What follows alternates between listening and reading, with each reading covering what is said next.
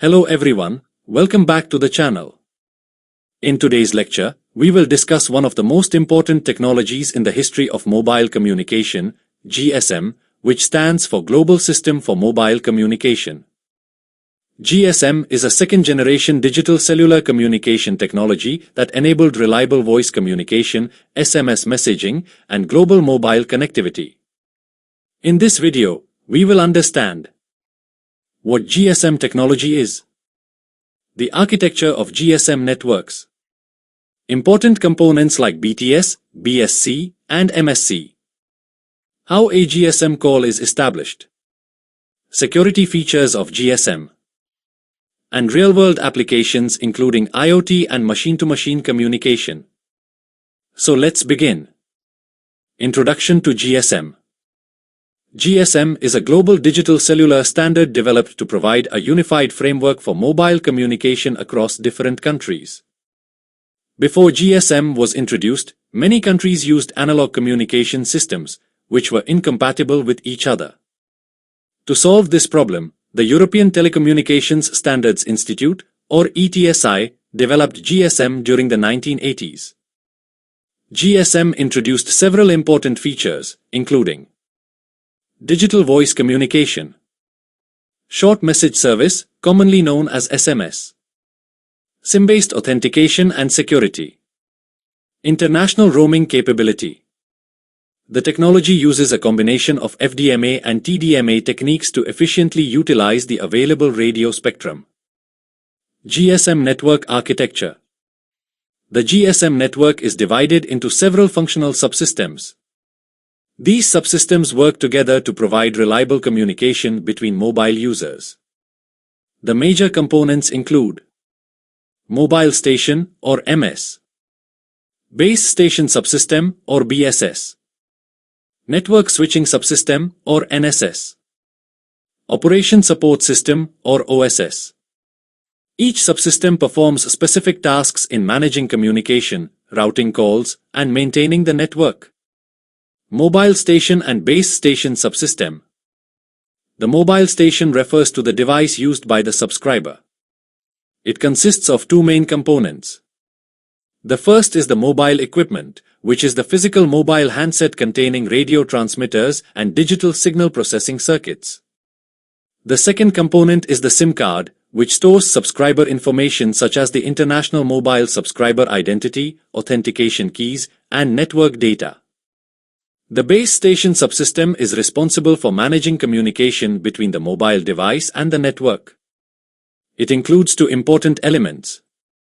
The base transceiver station, or BTS, provides the radio interface between the mobile phone and the network. The base station controller, or BSC, manages multiple BTS units, handles channel allocation, and controls handover processes when users move between different coverage areas. Network switching subsystem. The network switching subsystem, often called the core network, is responsible for routing calls and managing subscriber information. At the center of this subsystem is the Mobile Switching Center, or MSC. The MSC acts as the main switching unit that connects calls between mobile users or between mobile and landline networks. Several databases support the MSC. The Home Location Register, or HLR, stores permanent subscriber information, including service subscriptions and location details. The Visitor Location Register, or VLR, temporarily stores data about subscribers currently roaming in a particular area. The Authentication Center, or AUC, verifies subscriber identities and prevents unauthorized network access. Another component called the Equipment Identity Register, or EIR, maintains a database of device identification numbers to track or block stolen phones. Operation Support System. The Operation Support System, or OSS, is responsible for monitoring and maintaining the GSM network. It includes the Operation and Maintenance Center, which allows network operators to supervise network performance and diagnose faults. The OSS performs several management tasks, including fault management, configuration management, performance monitoring, security control, This subsystem ensures that the entire GSM infrastructure operates efficiently and reliably. GSM network interfaces. Several communication interfaces connect the different subsystems within the GSM architecture. The interface represents the wireless link between the mobile station and the base transceiver station. The base interface connects the BTS with the base station controller. The A interface links the base station subsystem with the mobile switching center. These interfaces ensure smooth communication between different parts of the network. GSM call establishment process.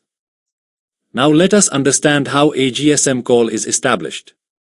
First, the mobile station sends a service request signal to the nearest base transceiver station using the radio interface. The BTS forwards this request to the base station controller, which allocates an available radio channel. The request is then passed to the mobile switching center, which initiates the call routing process. The MSC checks the HLR and VLR databases to verify the subscriber's identity and locate the destination user.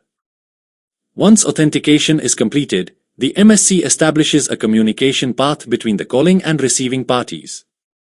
Finally, the voice or data communication begins using dedicated traffic channels. GSM security features. Security is an essential aspect of GSM communication. Several mechanisms are implemented to protect user data and prevent unauthorized access. One important feature is subscriber confidentiality. Instead of transmitting the permanent subscriber identity over the air, GSM uses a temporary mobile subscriber identity, or TMSI. Another security mechanism is subscriber authentication. The network verifies the identity of the subscriber using a challenge-response mechanism involving secret keys stored in the SIM card and the authentication center. GSM also provides encryption of voice and data transmission over the radio interface using algorithms such as A5.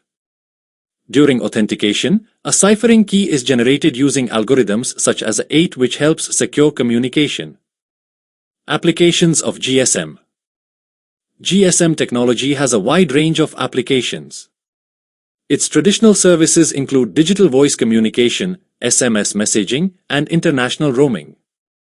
Beyond basic communication, GSM is widely used in machine-to-machine and IoT applications.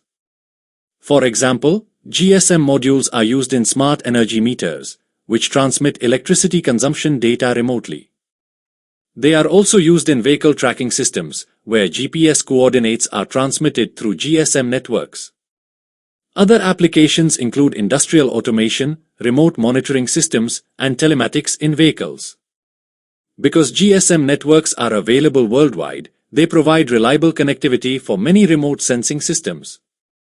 Future trends. Although GSM is a second-generation technology, its influence continues today. The architecture and communication principles of GSM formed the foundation for later cellular technologies such as 3G, 4G, and 5G networks. Many regions still use GSM for basic voice communication and low-cost IoT connectivity. Modern technologies such as NB-IoT and LTE-M are gradually replacing GSM for low-power wide-area communication. At the same time, mobile networks are transitioning toward 5G systems, which provide ultra-high data speeds, extremely low latency, and massive device connectivity. Closing. Thank you for watching this lecture.